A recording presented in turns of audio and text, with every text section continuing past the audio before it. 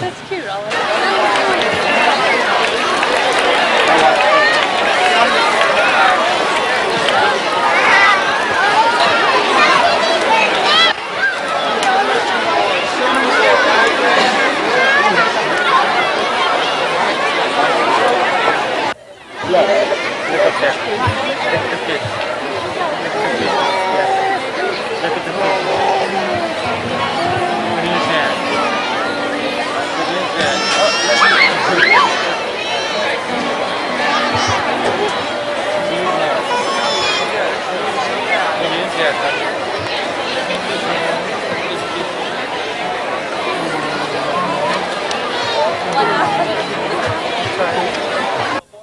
We're going to ask a small favor. That is, if everyone could go ahead and move to the center of each one of your sections. The reason for that is the stadium's already filled up, but there's still guests coming in to see our first show. So if you could just go ahead and move to the center of your sections, this will go ahead and open up seating along and near the aisles for the folks just coming into the stadium. And we'll be back to start the show in just a few minutes. Thank you.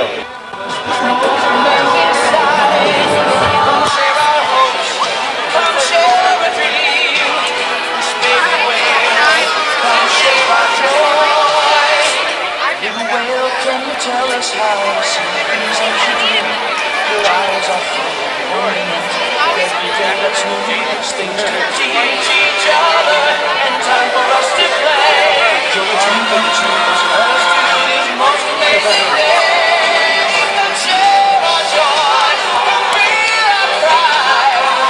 She's nature's way to share the gift of being alive. This special time, we hope this feeling never ends. Swept away. It's our joy. Happy birthday, baby Shamu.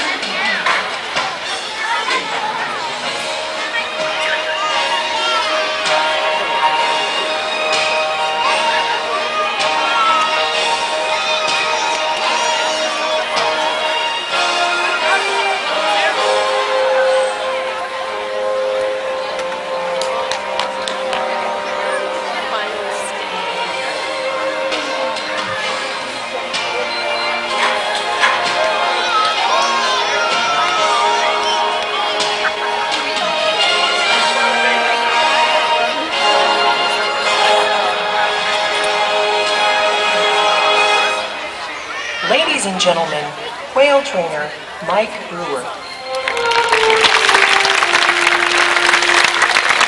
Good morning.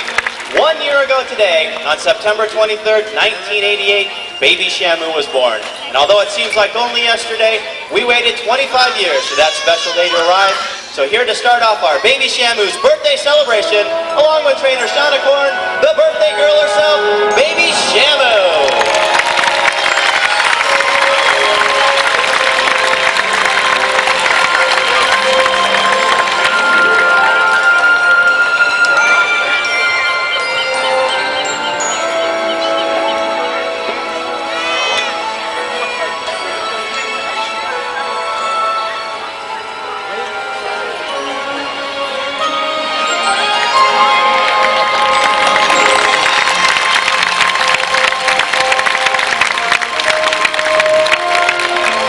Now, no birthday celebration would be complete without friends.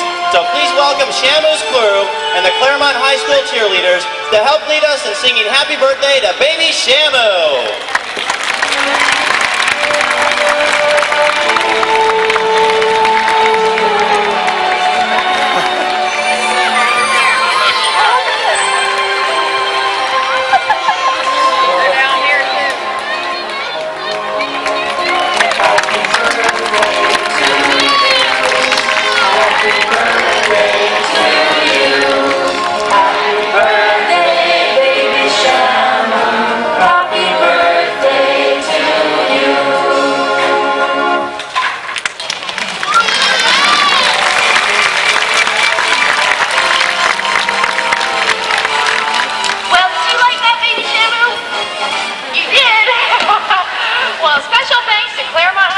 Our partners in education.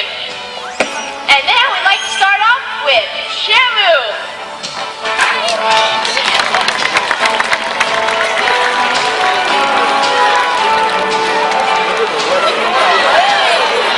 Ladies and gentlemen, the star serial himself, Shamu, and Shamu himself wishes baby Shamu a happy birthday and many, many future ones, right? Yeah. Well, Mike, why don't we start things off today by giving everyone a chance to get a good look at a killer whale. And while we do that, let's take a look at some of the physical characteristics that make killer whales unique. Now, first and most obvious is their size. Killer whales are huge. Reaching lengths of 30 feet, they can weigh as much as 18,000 pounds.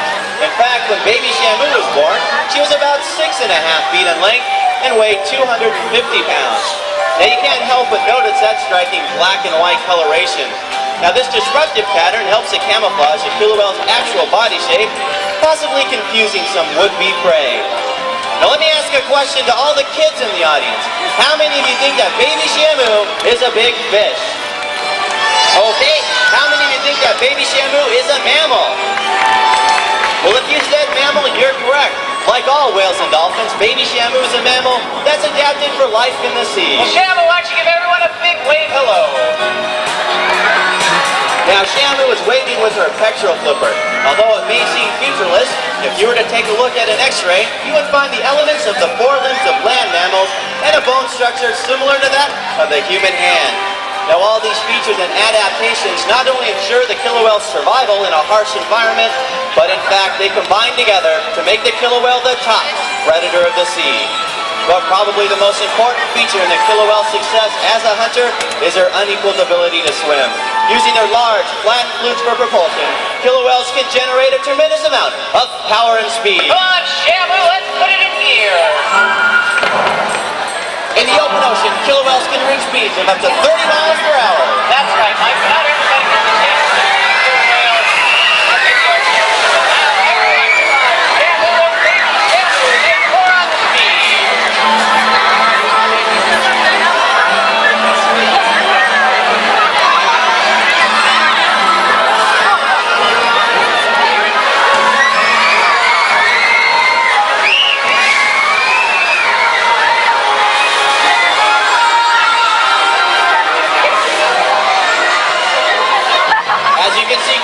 Powerful swimmers, but they are not confined to the water alone. No matter how many times we see it, it still amazes us that an animal is capable of bringing as much as 7,000 pounds completely up and out of the water.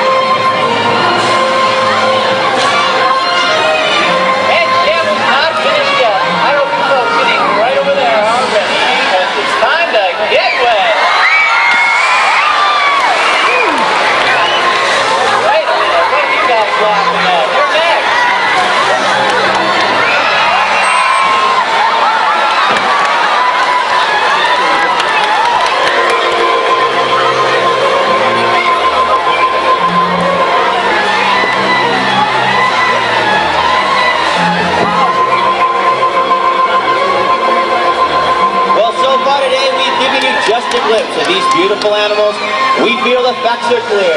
They are perfectly adapted for their watery environment. They are giants, absolute masters of the world. Ladies and gentlemen, boys and girls, they are Shamu and Baby Shamu.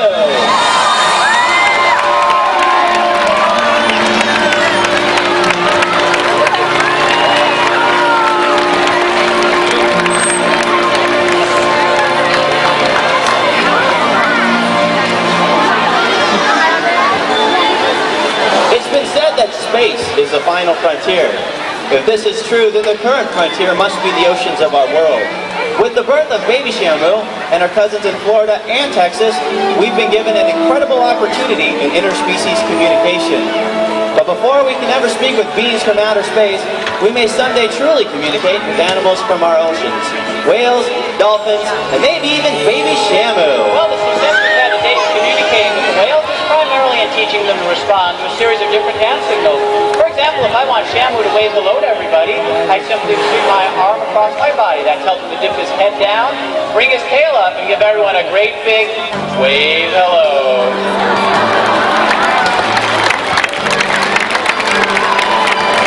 Now at the birth of Baby Shamu, we have an incredible opportunity to begin communication from day one. And as you're about to see, Baby Shamu is responding real well to some of those basic signals. So Mike, why don't you tell us more about that? Or Curtis, ladies and gentlemen, Trainer Curtis Lang to tell us more about Baby Shamu.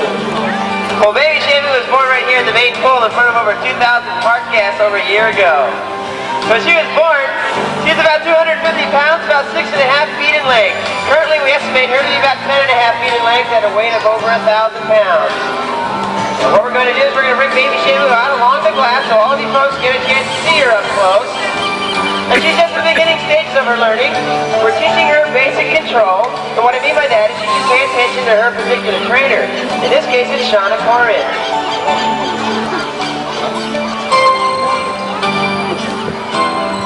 And what we've asked the whales to do is actually separate, so the baby's out here by herself, Shamu's in the back with Trainer Jim Clark. The baby saw the gate closed, decided, okay, I'll stay out here with Shauna, which is good. And she's going to do a couple things on signals. One is a hula. Shauna's giving her the signal there. There we go. A lot of the things she learned to do is by watching the adult whale.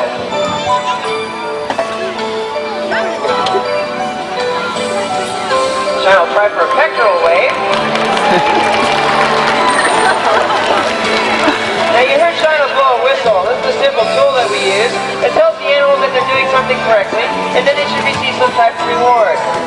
In this case, it would be a handful of fish, but as well it could have been a rub down on the back or on the belly. We found killer whales have very sensitive skin that seem to enjoy when we rub them down. Even on their body parts, like their pectoral flippers, their dorsal fin, or tail flukes. So you might have got a chance to see Baby Shamu's teeth. Killer whales can have up to 44 conically shaped teeth. Baby Shamu has all of hers in. And they're designed for ripping and tearing. A lot like the teeth of a zipper, they interlock. If we feed her a larger fish like a herring, she can use her teeth to shred it into smaller pieces and swallow those pieces whole. But for the most part, killer whales swallow all their food whole. So she's working on that. That's called a squirt over the glass. As she gets larger, she'll be able to squirt more volume of water over the glass.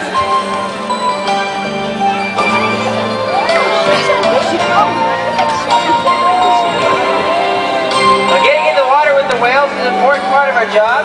And with Baby Shamu, we have to teach her to be gentle because she does outweigh us by a good 900 pounds or so. The way we've done this is we've simply asked her if she wants to do a hula again. Sees that camera there, thinks it's showing off.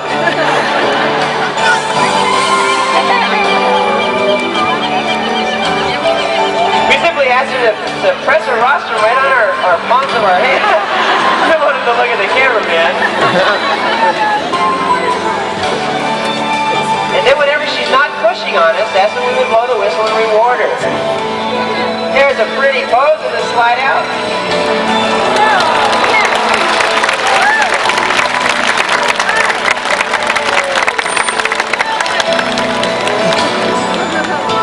Now the slide out itself, where the animal comes out onto the land part, is actually a natural behavior that killer whales exhibit. Now, killer whales do prey on other animals besides fish, such as sea lions and penguins. And if a penguin was on an ice floe, they'd actually slide up on that ice floe to knock the birds into the water where they could prey upon them. Same goes for sea lions who are on the sandy beach. You have observed killer whales actually sliding up onto the beach to grab their prey. That's a natural behavior that they exhibit.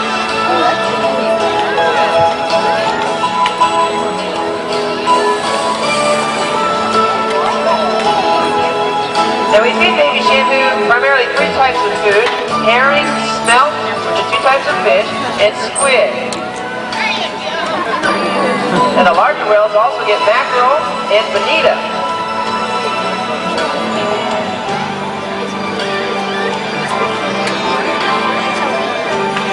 Well, as you can see, she's paying real close attention to Shauna, and we decided to open the gate once more and then bring Shamu out here.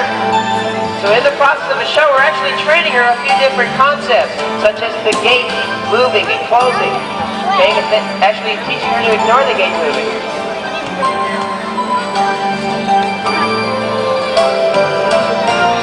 Okay, once again, ladies and gentlemen, our birthday girl, baby Shamu.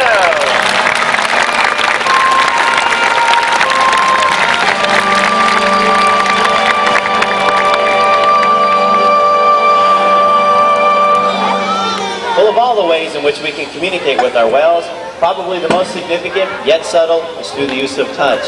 Over the years, we've worked hard to establish a relationship which allows us to work closely with our whales.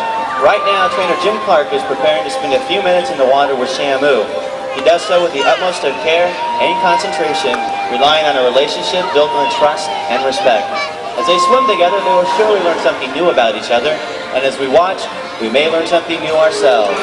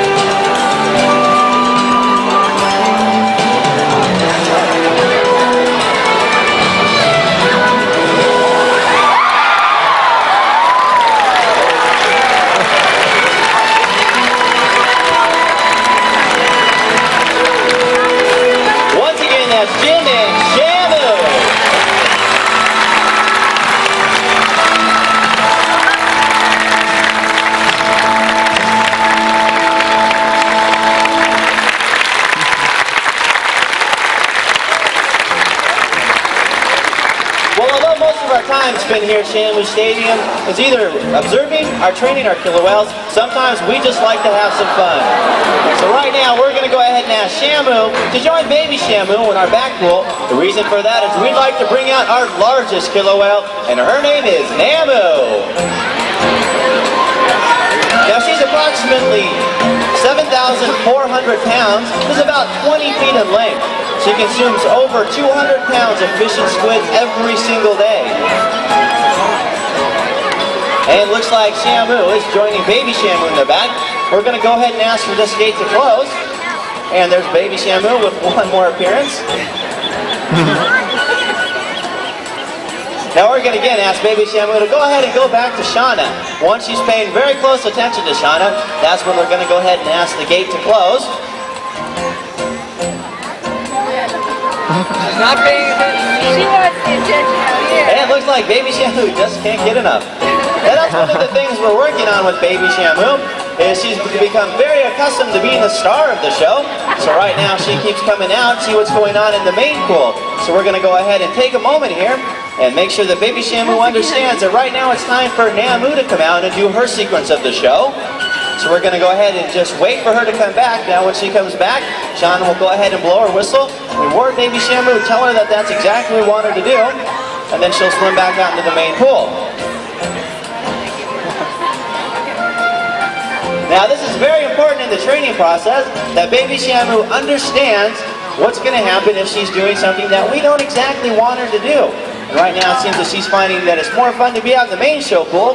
So we're going to go ahead and bring Shamu back and finish the show. Now one of Shamu's favorite things to do is to go ahead and get people wet.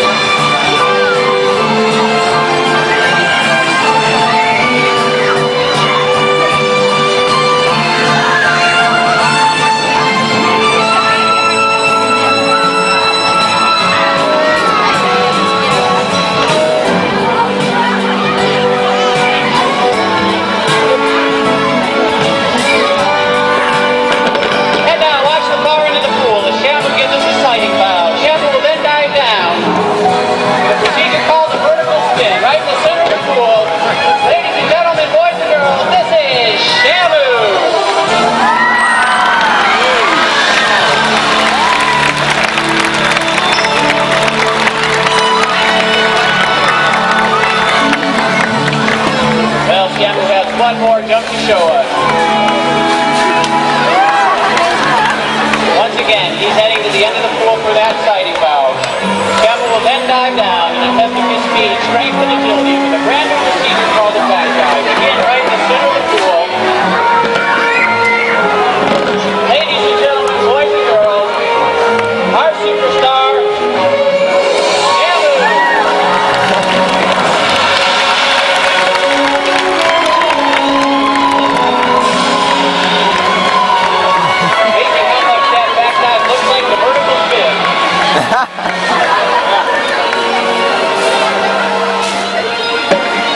Well, there's an old saying that you learn something new every day.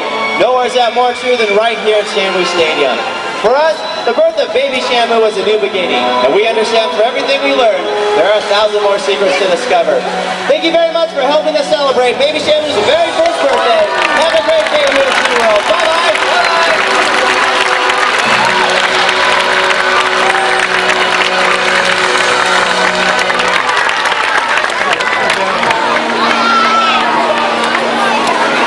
Ladies and gentlemen, boys and girls, you're all invited to sign one of baby Shamu's birthday cards as you exit the stadium. Thank you for making baby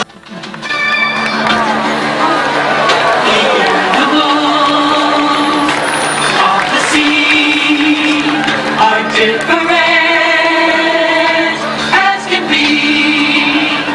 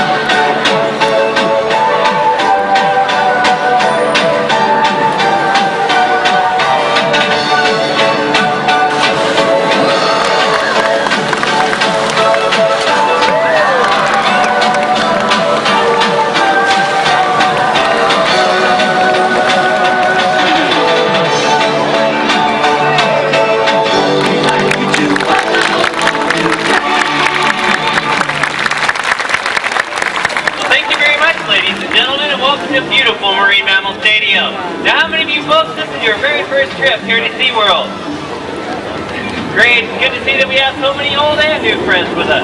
Today you're all in for a very special SeaWorld experience. We brought together a group of unusual animals for the very first time.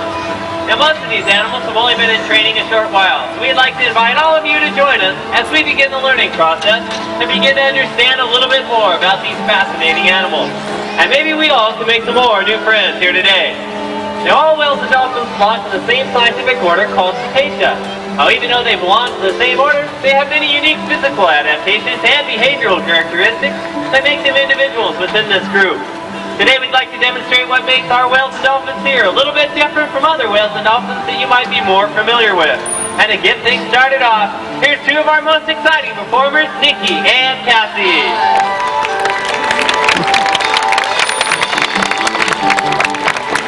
Now Nikki and Cassie here are called Pseudorca. This means false killer whale. Now they get this name by being the only other type of whale besides the killer whale known to prey on marine mammals as a food source. Now Nikki and Cassie here are relatively young. Right now they weigh in at nearly 1,100 pounds and are almost 12 feet in length. But at maturity they can be between 16 and 18 feet and will weigh well over 2,000 pounds. Now if you can see Nikki and Cassie up close, you notice they have a very large set of comically shaped teeth used for tearing and grasping. Now once they bite off a large chunk of prey, they'll simply swallow it whole. There's a good look at Nikki's teeth.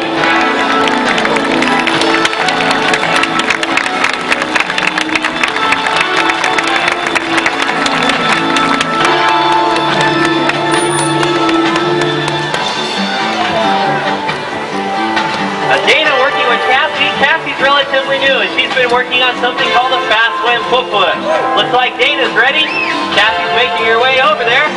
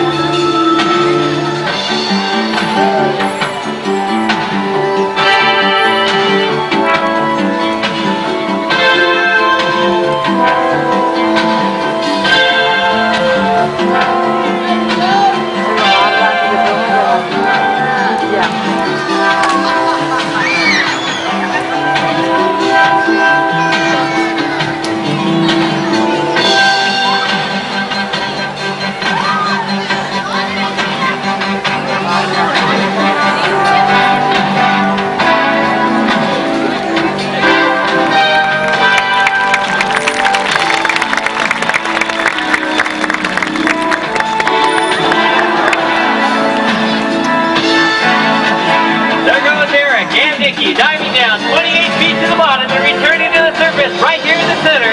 This is Eric and Nikki.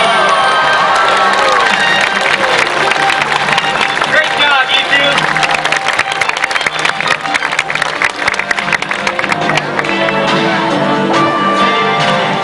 Well, we'll be seeing our Pseudorcas a little bit later on in the show. Right now, let's get set to meet some more new friends. Once again, that's Cassie and Nikki.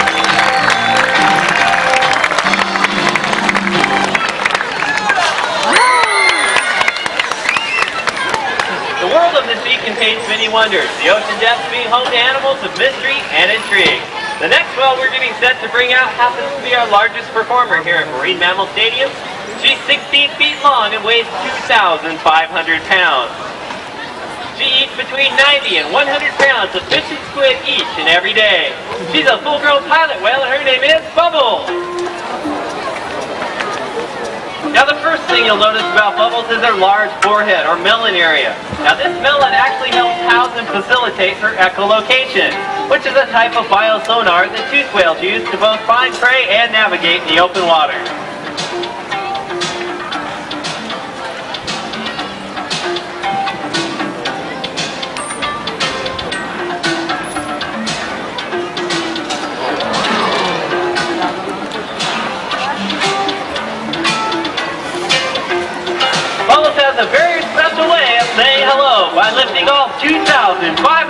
pounds, up and out of the water.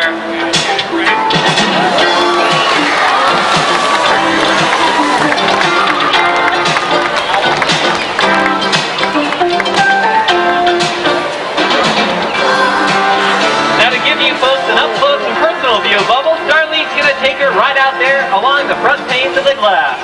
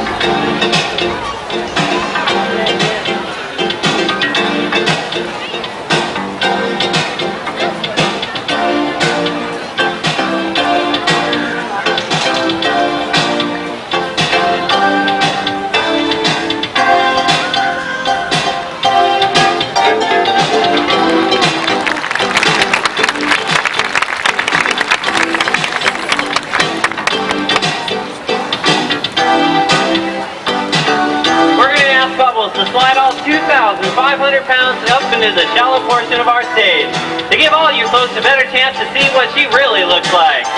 Here she is once again, our pilot whale, Bubbles.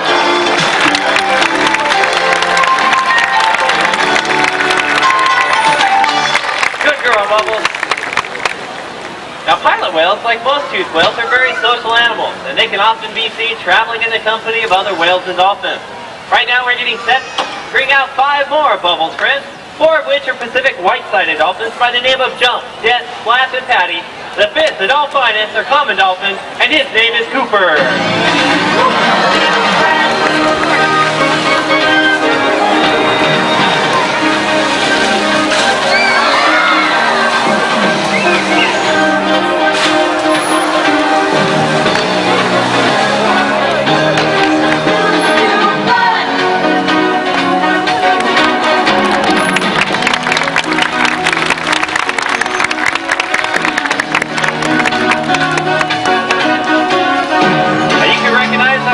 White-sided dolphins by their striking black and white coloration.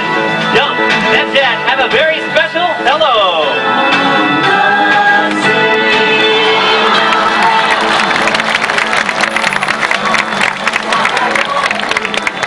Now these animals are pelagic, found up to 100 miles off our coastline right here in the Pacific. Often seen riding on the bow-wicks of ships at sea, these guys can reach a top speed of 22 miles an hour.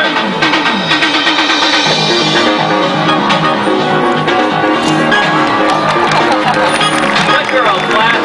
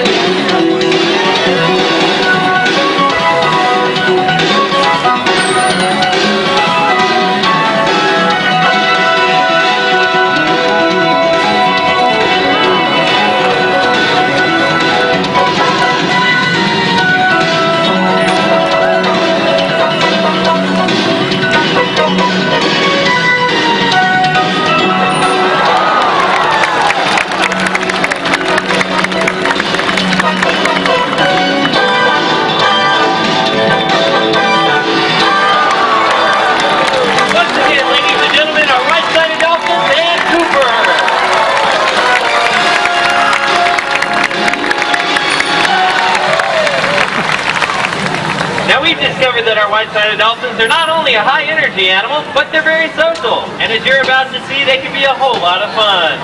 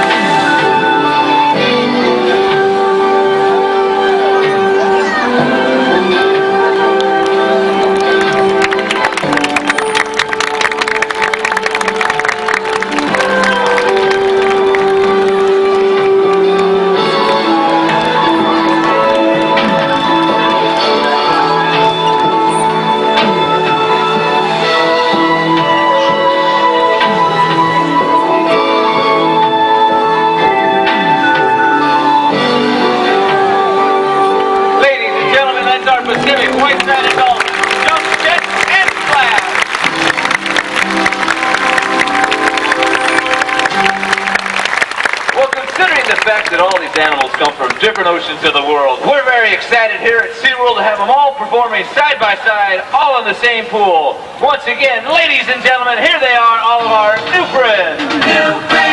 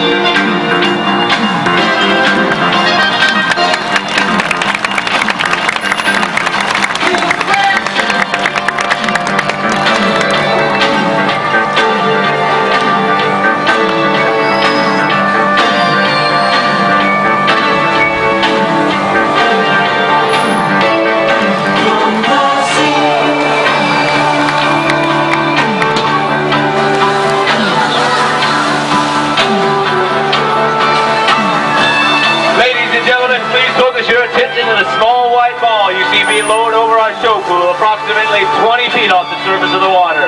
Right now we're preparing to send one of our highest flying dolphins named Jet. When she does decide to bow to the right, everybody put those hands together. She'll be diving down 28 feet using those powerful tails. Ladies and gentlemen, Jet! And camera fans, video fans, folks in the center of the pool, here she is, this is Bubbles!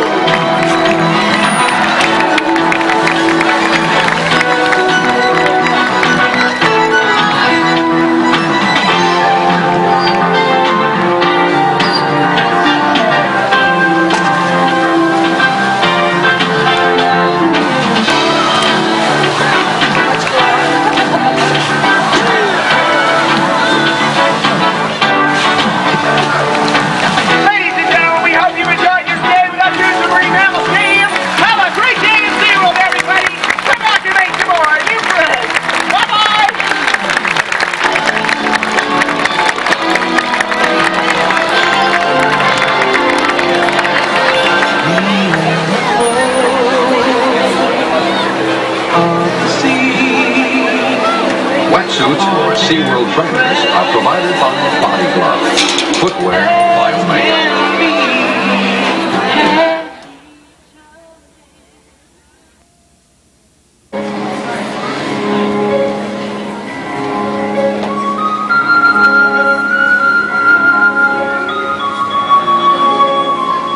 Mermaids, sea serpents, sailors' yarns of mystical creatures from the deep.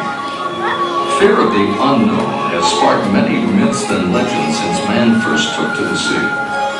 Over the years, scientific facts have emerged, but the mystery surrounding creatures of the sea remain. Many people know little about the underwater frontier surrounding our world, an immense unexplored territory filled with unique animals, surviving in an environment all their own. Here at SeaWorld, we have the chance to observe animals few of us would ever get to see in their natural environment. Here we can watch and learn about their unknown behavior and social interactions. Get ready to see a side of SeaWorld you've never seen before.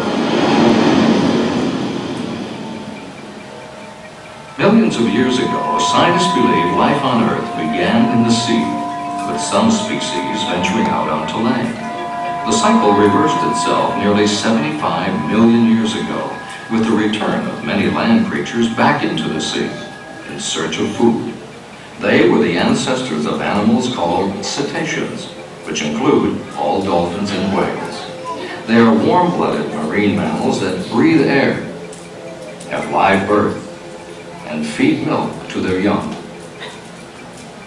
In 1985, the first killer whale ever born in an ocean area gave SeaWorld scientists a rare opportunity to study a killer whale calf from birth.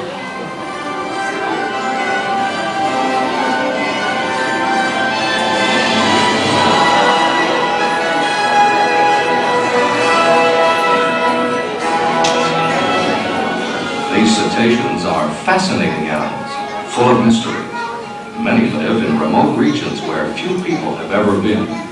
One of those faraway places is the land of Patagonia, a timeless frontier between desert and sea, filled with wild treasures in an ecological wonderland. Patagonia covers the narrow southern end of South America, with the larger portion of Argentina to the east and Chile to the west. Here, a wind-swept bleak desert confronts a turbulent ocean, its bountiful waters tracking up the forbidding coastline from the Antarctic. This vast natural refuge with its high cliffs and wide beaches is so isolated, few have studied its offerings. Here, the desert's bizarre animals meet and mingle with huge colonies of marine birds and mammals. Cold winds howl over this great arid grassland, the pampas, swirling dust as they go, giving rise to the saying, if you want to see Patagonia, just wait, it'll all blow past you. Few people live in Patagonia, but for Magellanic penguins, it's the place to be. 1 million of these penguins make their home in Patagonia, sharing the uninviting land with guanacos, foxes, rheas, and pumas. The ocean they share with sea lions, elephant seals, dolphins, and whales. All of those strange creatures found in such large numbers is no stranger than the fact that they survive in this harsh environment. But for cetaceans living in waters off the coast of Patagonia, it's not so surprising, due to the rich food supply found in the chilly waters. There, dolphins and whales live, hunt, and play. Their streamlined bodies, covered with a thick insulating layer of blubber to keep them warm, help propel them through ocean waters. Their pectoral flippers, which have 5 digits giving testimony to a common ancestry with land mammals, set the course of their family. Breathing through blowholes located on top of their heads, these marine mammals fill their lungs with air before diving. The eyesight of most cetaceans is good, both above and below the surface of the murky water. They also have a well-developed sense of hearing, but perhaps even more developed is another sense we humans don't have.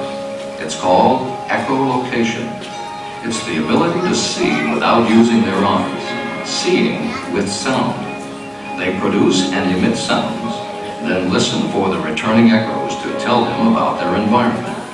Sounds are also used to communicate with other animals. Imagine if we could interpret those sounds. From land, the drab brown, gray, and tan colors of the desert are broken only by the stark black and white of coastal seals, whales, penguins, and seabirds. In our colorful world, black and white animals pique our curiosity. Another unique black and white animal, rarely seen, also makes its home off the coast of southern Patagonia, the Commerson's dolphin. Scientists think the dramatic black and white coloring of Commerson's dolphins and of other black and white animals is used as a form of camouflage called disruptive coloration. The pattern contradicts the animal's body shape, confusing prey and predators. Not many people have ever seen or heard of a Commerson's dolphin. SeaWorld's research on Commersons began in 1983 when the government of Chile asked for help in preserving the Commerson's dolphin population. So far, several calves have been born here at SeaWorld, giving us an opportunity to observe firsthand the mysterious mixing of science and wonder.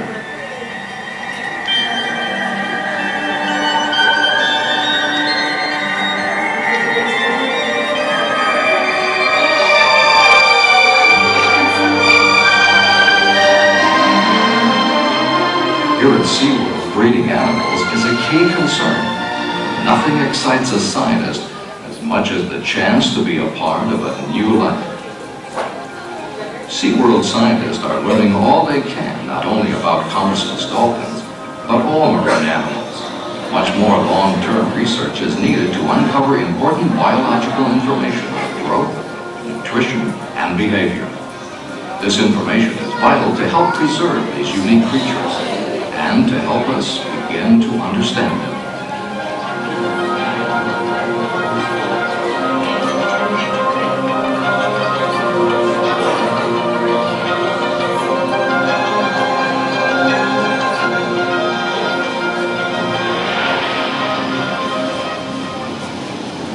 SeaWorld presents the only opportunity in the Western Hemisphere to meet some very special animals.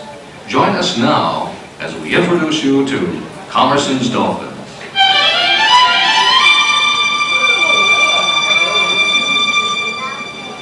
Until recently, very little was known about the Commerson's dolphin, but SeaWorld has begun working with these unique animals with amazing results.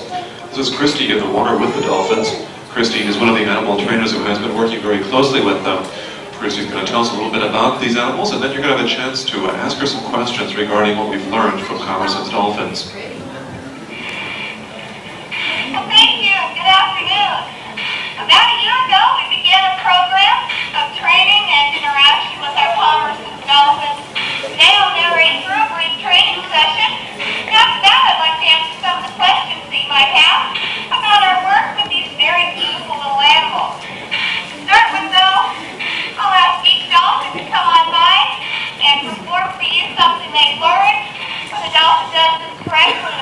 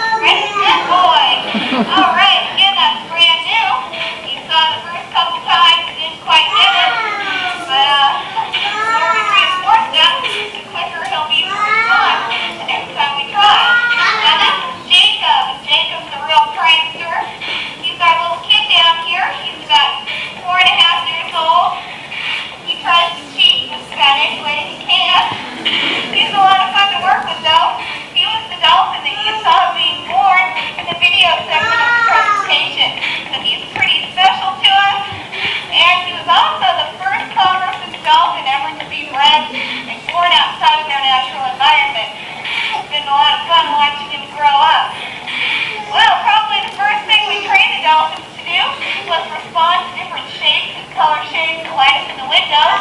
Each dolphin has their own symbol that they respond to. Jacob right here, he responds to the yellow star, Domino the blue square, and Romeo the white triangle. You want to have Jacob, Romeo will steal it if you don't need it. Let's start group number 4. Let's have Jacob light on. He's been a very good boy this show. He's pretty attentive to what's going on. It's a little unusual for Jacob. He tends to get very distracted. There he is. He found his star. Let's have the light off and on in room 1. That one is Jacob. Woo! Look at him go. What a star. And off. Very good boy. And I press the clicker and he comes right back to me. That was great, Jacob. I have one more fish for you if you come back. You can see he has a really short attention span. He wouldn't even stick around long enough to eat a few fish in a row. Here's Domino. Why don't we try Domino and Romeo in room number 3. That way. Those lights are pretty close together. There's Romeo. Looks like Domino's on his way. And, well, Romeo gave up. Let's have both lights off, and I'll ask Domino to come back here to me. Press that clicker.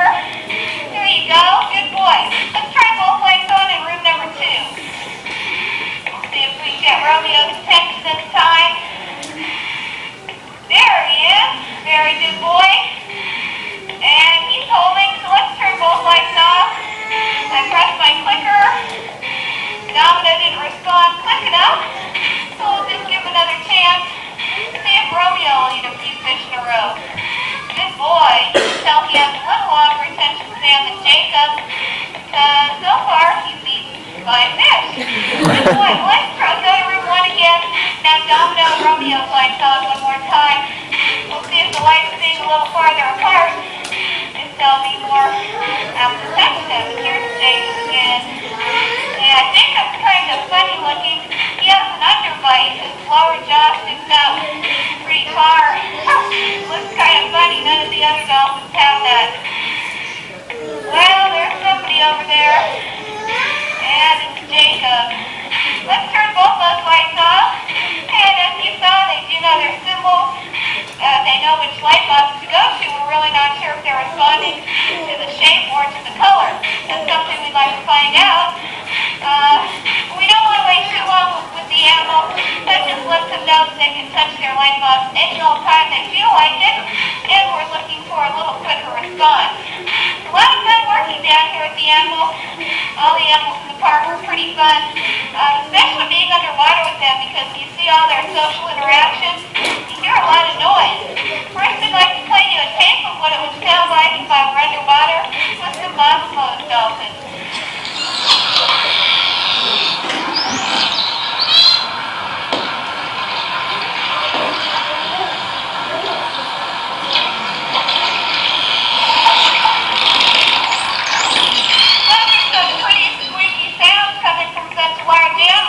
Now listen to what I'm hearing underwater with these little commerces.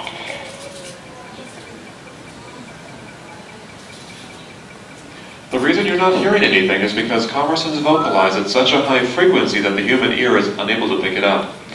But if you listen now, you can hear conversant sounds slowed down 32 times.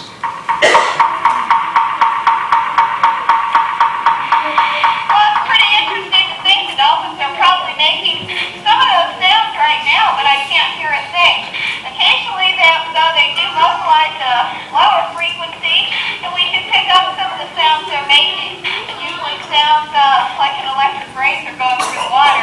Pretty interesting though, because most of the time the only thing I can hear are the bubbles from my breathing. And it's kind of interesting when they do make a sound. Well, as I continue to work with these little guys, I'll try and answer some of the questions that you might be having about them. Okay, this is your chance to ask Christy any questions you might have about the dolphins or about training. We're going to be taking turns answering those questions from the side of the theater.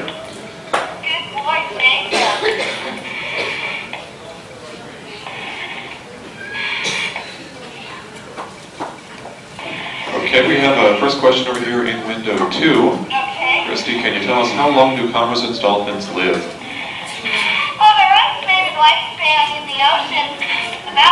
80 years. We're hoping, though, they'll live a little longer here because one of the things that cuts down on their lifespan in the ocean is the fact that they have predators. They're a prey mammal, and they're preyed upon by killer whales and large sharks. They also have an extremely overactive metabolic rate, and that tends to cut down on their lifespan, too. Now, of course, there's nothing we can really do about that. However, we're expecting they will live longer here because they don't have predators and they also have a steady supply of food. Christy, we're over here in window number 4. A gentleman would like to know where these dolphins got the name Commerson's dolphins. That's a good question. They were named after the man who first spotted them back in 1766.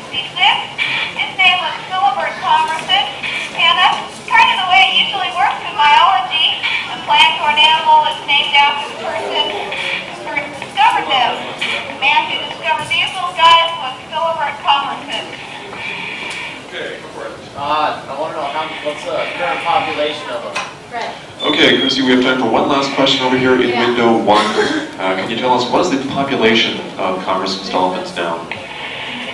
Well, the estimated population is about 20 to 30,000. That doesn't really sound like a high number. However, they're only found in one very remote part of the world.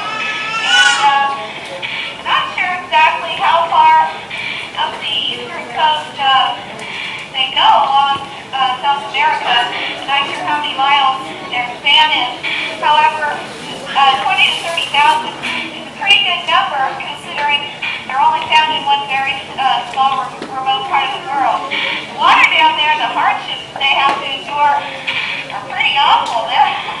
These guys are actually pretty rugged because the water they normally live in the ocean is very, very cold, and it's just a real harsh environment. I'd like to thank everyone for your questions and for your interest. I hope you've enjoyed our show, and have a great day. We hope you've enjoyed our Commerson's Dolphin shows. Christy, thank you for answering our questions for us.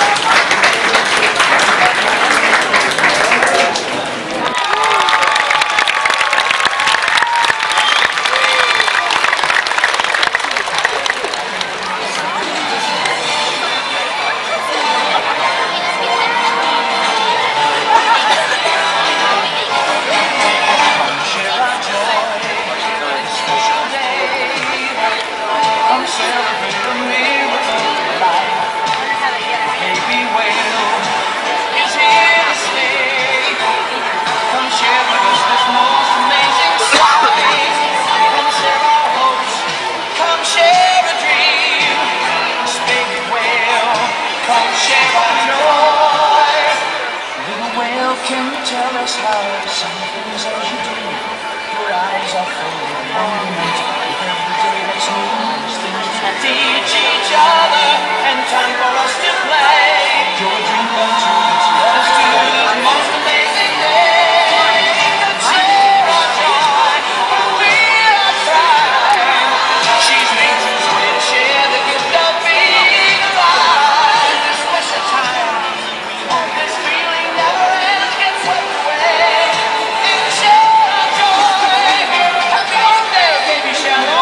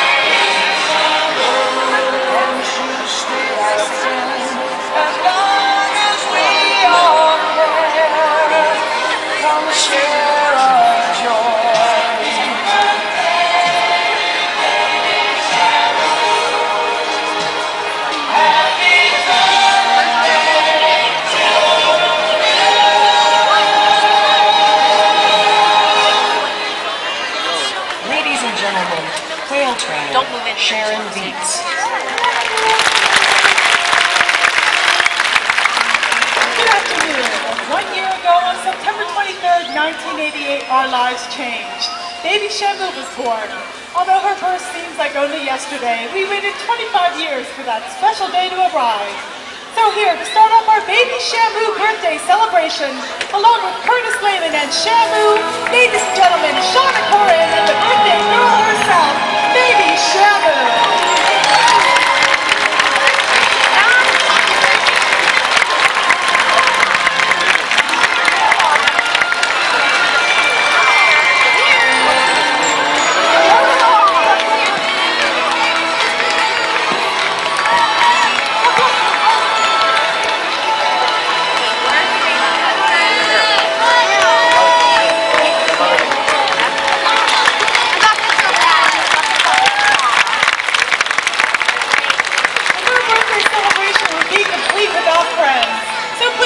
Welcome, along with Shamu's crew, the Claremont High cheerleaders are going to help us join in singing happy birthday to Baby Shamu.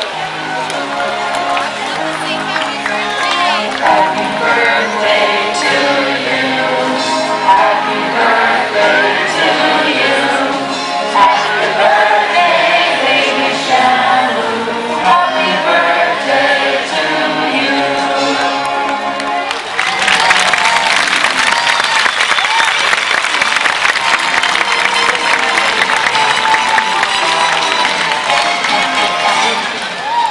Well, we'd like to offer a special thanks to Claremont High School, our partners in education, for helping us out. And tell you what, while we get things started off by giving everyone a good look at a killer whale. And while we do that, let's look at some of the physical characteristics that make killer whales unique. The most obvious is size. Killer whales are huge, up to 30 feet in length, and weigh as much as 18,000 pounds. In fact, when Baby Shamu was born, she was 250 pounds and 6.5 feet in length. You can't help but notice the striking black and white coloration. This disruptive pattern helps to disguise the killer whale's actual shape, possibly confusing some would-be prey. Let me ask a question of all of the kids in the audience. How many of you think Baby Shamu is a fish? Okay, well how many of you think that she is a mammal? Well, that's great because you're correct. Baby Shamu, like all whales and dolphins, is a mammal that is adapted to live in the sea. Shamu, why don't you go out there and give everybody a great big wave hello? Shamu is waving at you with this pectoral flipper. Although this flipper may appear featureless, if you can see an X-ray, you can see the elements of the forelimbs of land mammals and a bone structure similar to that of the human hand. All of these features and adaptations do more than ensure his survival in a harsh environment. In fact, they combine to make the killer whale the top predator of the sea. But probably the most important factor in the killer whale's success as a hunter is their unequal ability to swim. A thick blubber layer adds some buoyancy and streamlines the body, while the pectoral flippers aid in maneuverability. But the essence of their swimming ability lies in those large, flat tail flukes. When moving up and down, they can give killer whales tremendous propulsion. Come on, Shamu, Baby Shamu, let's put it in gear. Killer whales can reach speeds of up to 30 miles per hour in the open ocean. That's right, Sharon, but not everyone gets a chance to see killer whales in the ocean. Right now, and Baby Shamu as they both pour on the sea.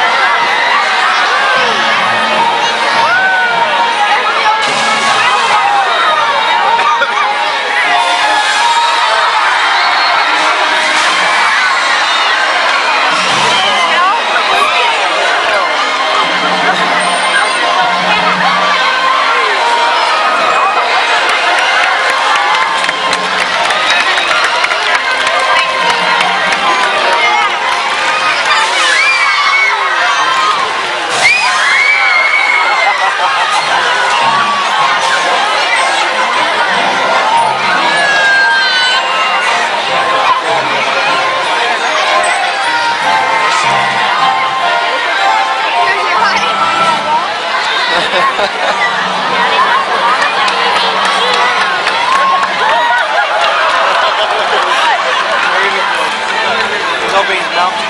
Watch.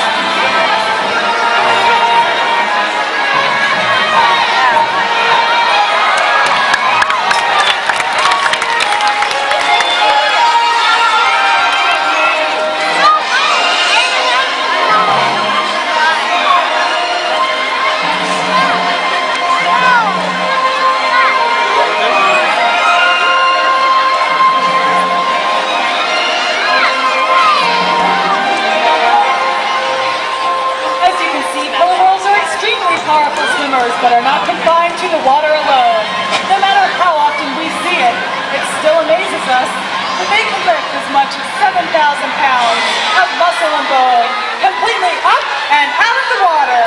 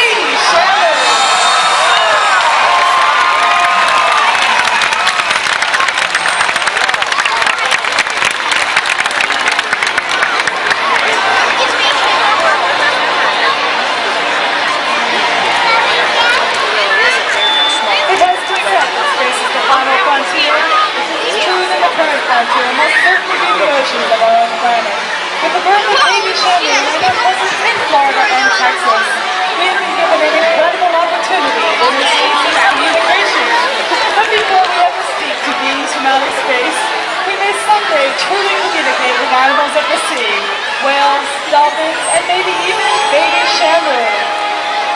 The success we've had today to communicating with the whales has primarily been in training them to respond to a series of different hand signals. For example, if I were to swing my hand in front of my body, that's a signal for Shamu to dip his head down and raise his flukes up and then give everybody a big wave hello.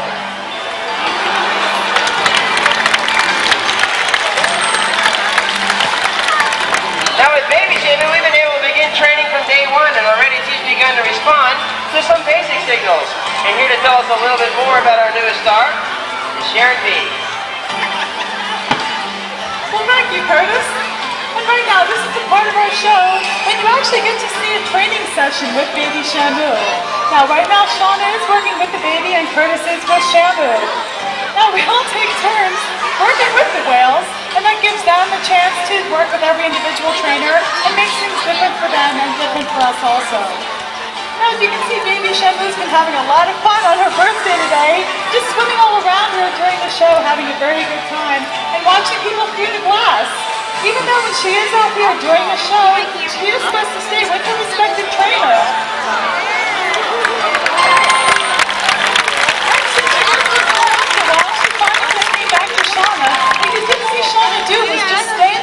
Baby Shamu did leave her, and she didn't react very much, and she just waited for the baby to come back. That's usually what we do when they're not quite cooperating, and baby Shamu is younger, and her attention span isn't quite as long as Shamu and the larger whales, because we just wait for her to go on with the show until she decides to come back and cooperate. Now, in the past year, she has learned a lot here.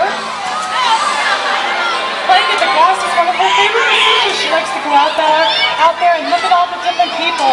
And she's learned head shake yeses and head shake nos and squirts along the glass. Where's the camera, Mom? Now, baby Shamu was born right before a show in front of 2,000 people. Now, when she was born, she was 250 pounds and about 6.5 feet in height. Now, already a year old, she is over 1,000 pounds and approximately 10 feet in length. So you can see she's grown quite a considerable size in that year-long period. Now, she is eating quite a bit of fish, and they need to grow quickly to gain a thick blubber layer.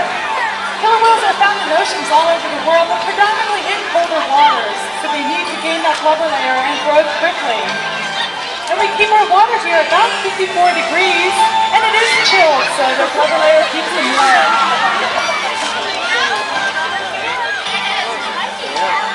Now, you'll also notice when Shauna is feeding baby Shamu out there, when she opens her mouth, she got all of her teeth in at about 3 to 4 months of age. Now, killer whales have 44 conically shaped teeth. They are not designed for chewing like human teeth, but more or less for ripping and tearing of their prey. So when they eat their fish here, they swallow them whole. And when baby Shamu first started eating fish, she did break them into smaller pieces, but now she eats them whole.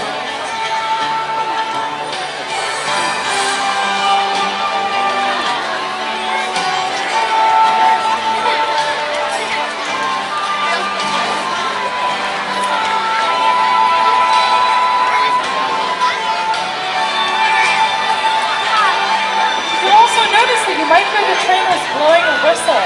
And what this whistle means is it's a form of communicating, and it communicates yes to the animals. When they are doing a certain procedure that we ask them to do, and it's done correctly, they'll hear that whistle, and that simply means yes, you've done a good job, and we can go on and do something else, and you can come back for your reward.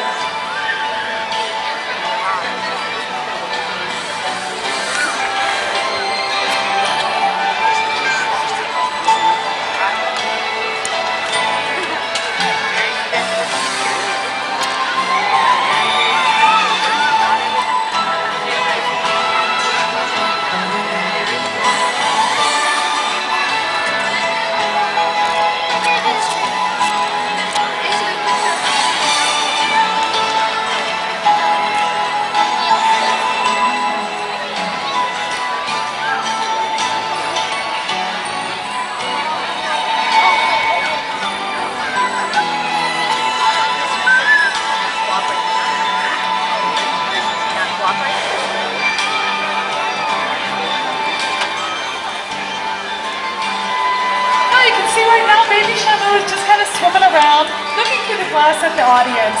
And Shauna just waited at the spot where she left her. And that's great. She came back right now.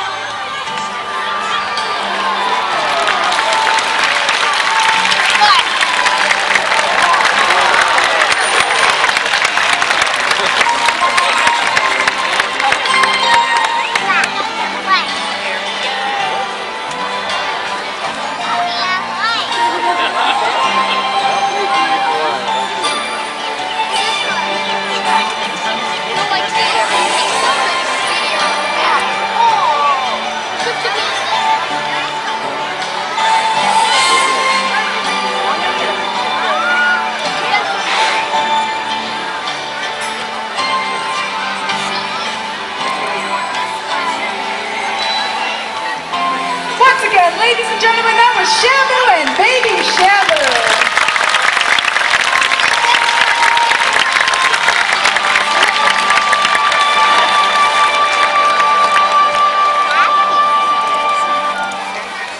Of all the ways we can communicate with the whales, probably the most subtle and yet the most significant is through the use of touch. Over the years, we've worked hard to develop a sense of trust that allows us to work closely with the whales. Right now, Curtis is preparing to spend a few moments in the water with Shamu, and he'll do so with the utmost of care and concentration, relying on a relationship built on respect and trust. As they swim together, they are certain to learn more about each other, and as we watch, we just might learn something new ourselves.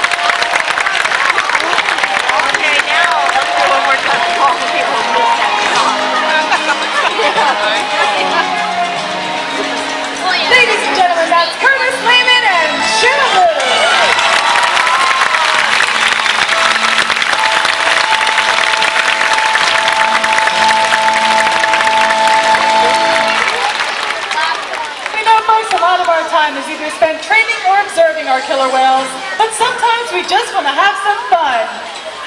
So right now we're preparing to bring out our largest killer whale, and her name is Shamu.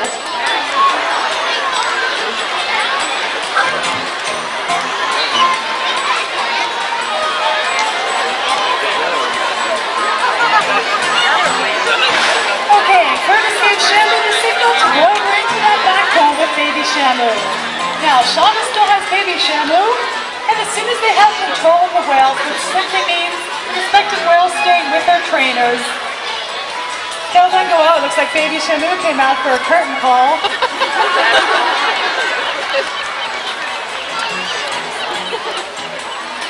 So what we'll do is we'll simply, like I mentioned before, we'll just wait for baby Shamu to come back to her trainer. Now, since she is out there on her own and Shauna did not point her out, we try not to change too much in their environment because change can be reinforcing or rewarding for them. So we simply just wait for them to come back. And you can see it works really well.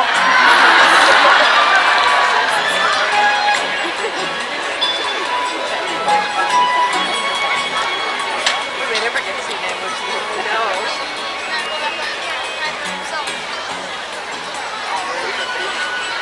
Now we'll just wait and see what kind of decision baby Shamu decides to make.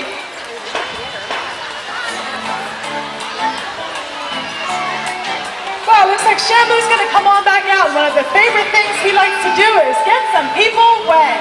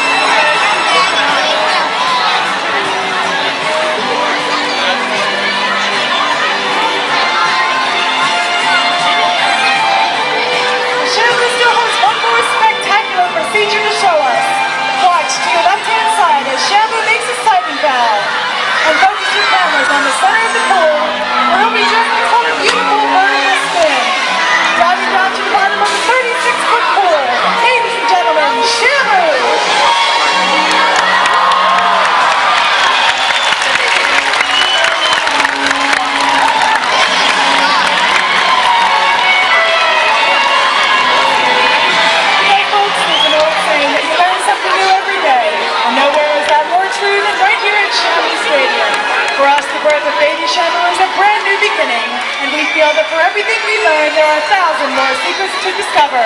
Thank you very much for celebrating baby Shamu's birthday with us. Have a great day. See you everybody. Bye-bye.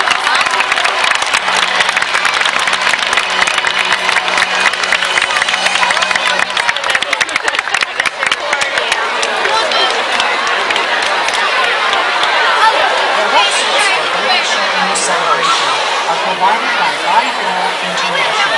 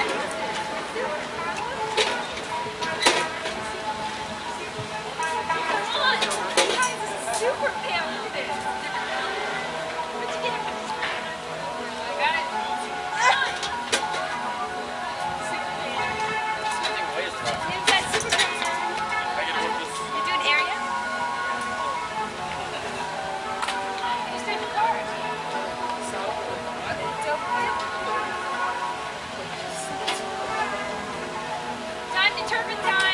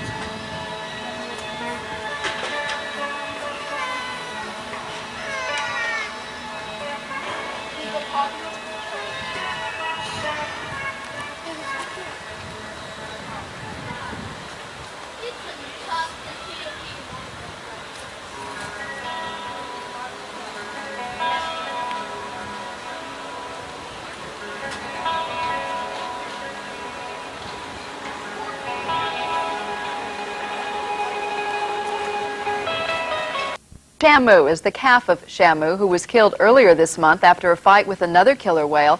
But baby Shamu is doing just fine. She already weighs half a ton, and she eats like a whale. 65 pounds of fish every day. Low cholesterol diet. Yeah. All right, now here's Christopher with